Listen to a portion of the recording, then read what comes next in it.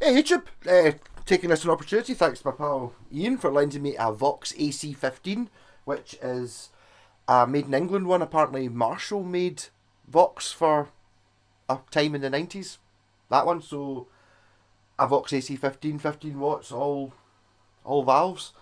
And this is a Vox Valvetronics VT20 Plus, which I was quite impressed with. The first Vox I've ever really played through in here.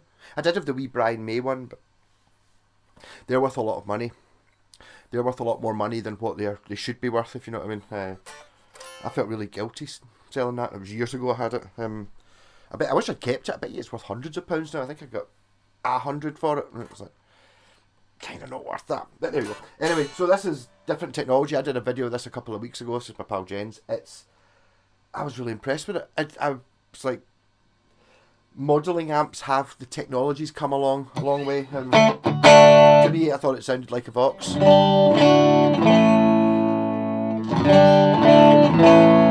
I've got it quite crunchy.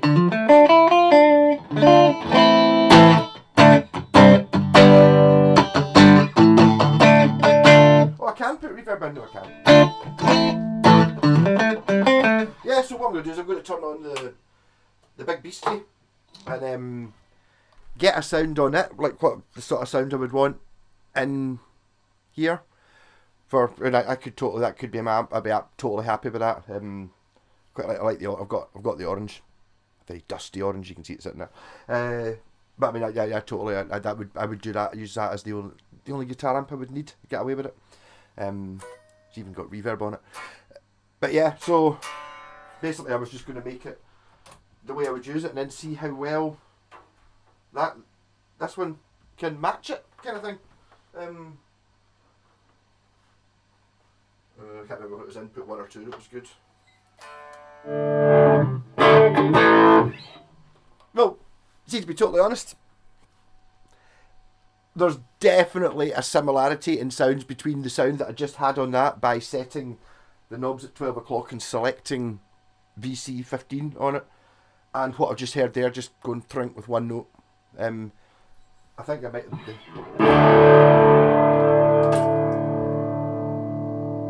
yeah, I've got the tremolo and the reverb off, so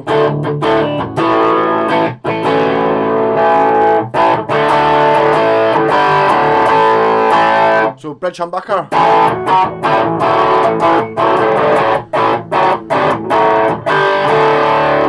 single coils.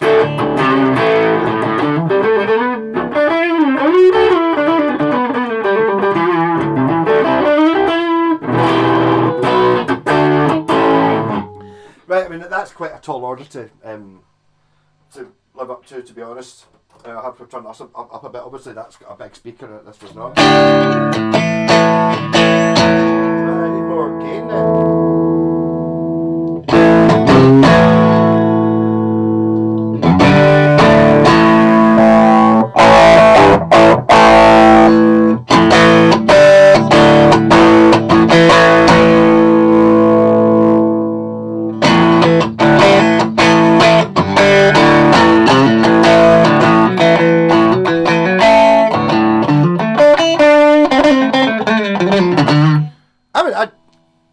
That's a bigger speaker. It's got much more oomph to it. This is much more crisp feeling. Again.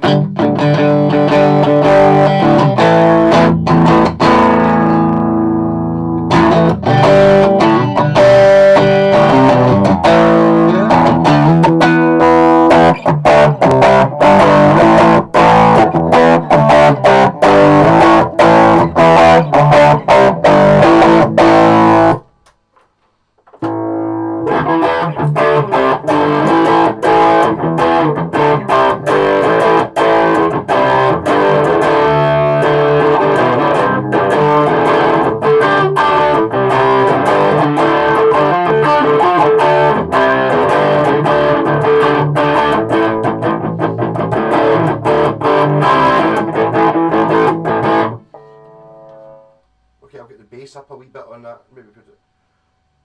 Okay, not that you're likely to be operating both these amps together, but they're both, obviously this is styled to look a bit like that. So the knobs are on the top. It's got the chicken head knobs, but this one, the knobs are the right way around. So when you're looking on top of the amp, you can actually read what they all say, which is just as well because there's quite a lot of options and things you have to read and switches and all that. Whereas on this one, I was talking about this the other day, when you look at like the head, the Sovtech head's not there anymore, but basically you get the control panel and then the valves sit on top of it, hence why a head's not that wide, it's that wide. And then when you do a combo, you flip it round, so the tubes on this, if you imagine this being a head, how would I look at this? So there, yeah, there's the head, and then you're flipping it that way to get it round. So this is basically the valves are coming out this way. That's why the knobs are upside down. I don't think you might. I don't know if you get Vox heads. I think you do, but you don't see them as often. You think when someone says Vox, you think of the AC30. I expected the AC15 to be that size, but that might have just been because that was the one I was playing. I've seen recently, so when I thought, oh, an AC30, and I know it's a 15, and it's like, obviously, because a 30 would be 2x12, which would be, significantly bigger than that. It's just bigger than I expected it to be.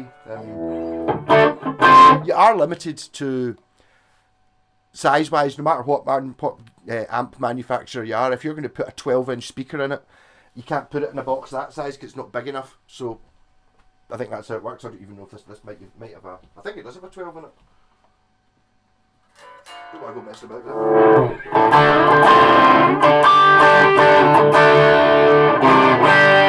it. But in saying that, as well with these two, I don't think it's going to be the same person that's after them, but I would have said that that's noticeably a similar sound. Both of those sounds sound much more like each other than the Orange does to either of them. I'm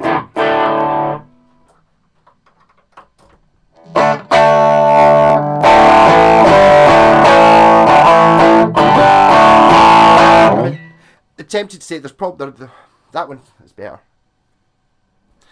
It sounds more full and bigger, but it's in a bigger box. It's got a bigger speaker in it. Plus, I have it in my head that I know that it's all valves, and valves are better. Whereas that does actually have a valve in the output stage. So I mean, it's as far as how valvey does a wee amp sound, it's like it's just got a bit of a physical smallness sounding to it, which I would put down to the cabinet. I mean, I'd imagine it's not exactly light, but that's a valve amp. I think things like weight make a difference, just how much it's putting through the floor kind of thing.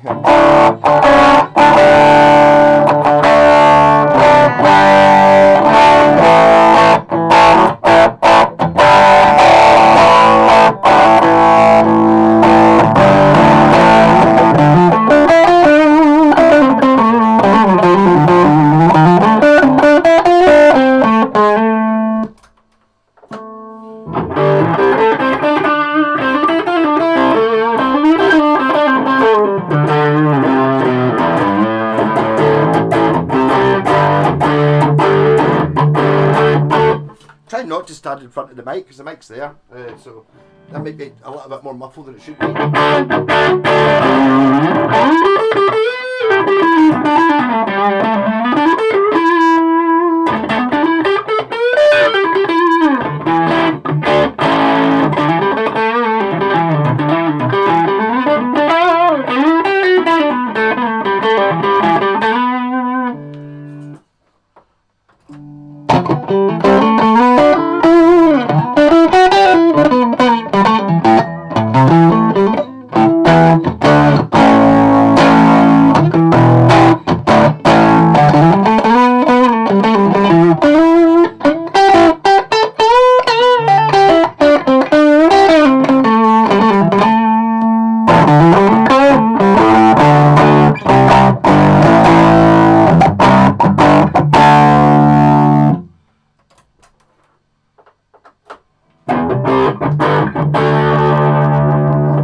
It's that thing, the same thing that I've been talking about, this tone zone thing, where a guitar can sound similar and in the same ballpark, and in a band mix, if you're watching a band you've never seen before using it, you wouldn't not be able to tell the difference. It would fit in the mix and it would sit and it would be great.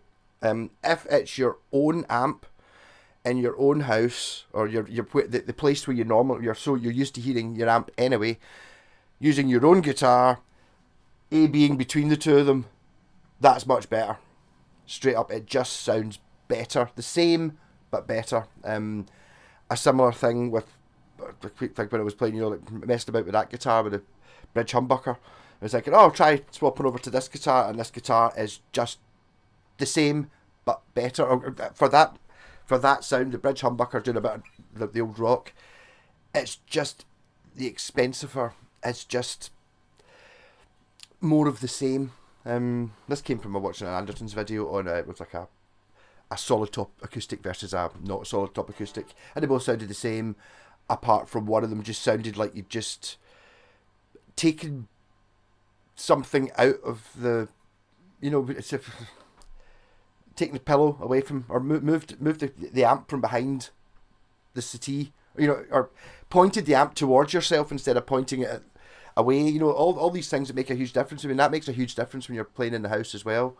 Have the amp pointing at you so you can hear it. Sitting there with the amp, sitting in line with the amp pointing over there, and you're sitting here, so and my amp's over there. It's not ideal in line with me. Okay, I'm kind of limited for room, but it's just because I'm kind of going for what it's like on stage. So I want to be standing in front of a Marshall stack, or standing in front of a bass amp, the way it should be. But try and point them at you rather than sitting. You see a lot of people sitting and they've got their wee amp, or it doesn't have to be a wee amp, their amp sitting right next to them, like, so they've got their seat and then they've got their wee amp pointing that way, and it's like you're not really hearing the front of it. I do actually think, I was going to say, you get more bass by putting it down. I noticed the wee bass cube amp sounds much better when you've got it on the ground than it does when I've got it sitting on top of one of these speaker cabinets. But I think that's maybe more of a bass thing, whereas with these, maybe having the speaker up closer to your head's a good idea so you can hear it a bit better, rather than, and for example in this room, having that amp on the ground, the sound's getting blasted into your shins, not at you the same way. I mean, again, I'm loving this wee Vox AC30, it's AC15, it's lovely.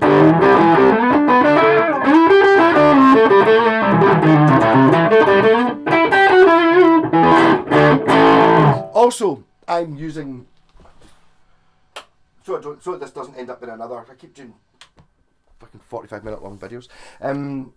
So this obviously is a modelling amp. So advantages are much cheaper. I don't know how much these cost, but these are much cheaper. Much more reliable, as in you don't have to replace the valves. Valves are expensive. I don't know how many are in that. It's a 15 watt, probably 5 or 6 or something like that valves, and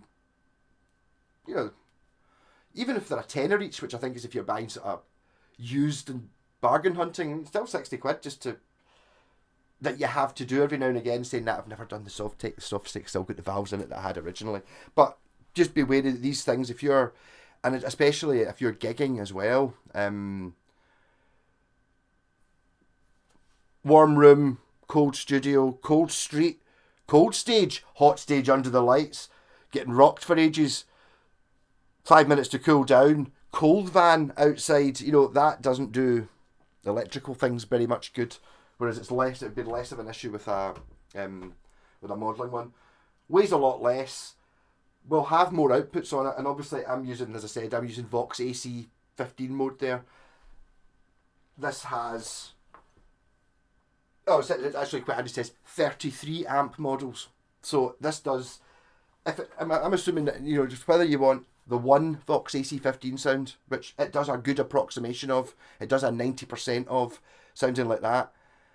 All the other 32 amps that are in this, the Vox won't sound like. So you get 33 that are 90% as good, or I'm assuming that, if it's, well, okay, they're probably, because it is Vox, they're probably better at doing a Vox than they are at doing a Marshall, the same way as a Marshall code, whatever it is probably more likely to be good at doing a Marshall sound than it is to do a Vox, even though that's made by Marshall. Oh, it's getting confusing, isn't it? Yeah, so different things for different things, but I'm an old school, and I like almost the romance of having you know, like a proper amp. I love the fact it's all it's got on its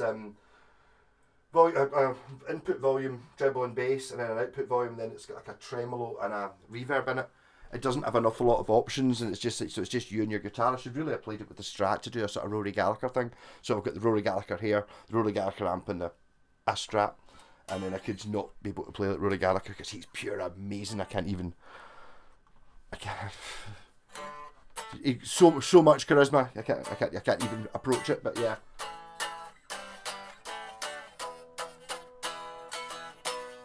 Yeah. So again, Vox is not. It's not one. I don't know what everyone else is like. Maybe when I was start playing the guitar and stuff like that, I just wanted a Marshall stack because that's what. Or because of Tony Iommi, I kind of wanted a Laney as well. But I think it depends on what kind of music you're into. Not for the sound.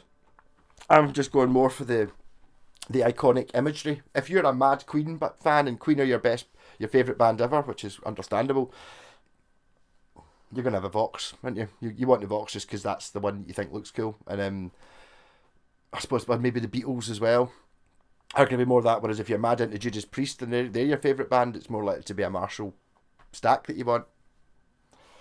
No, I don't mean for sound. There's nothing you could definitely play.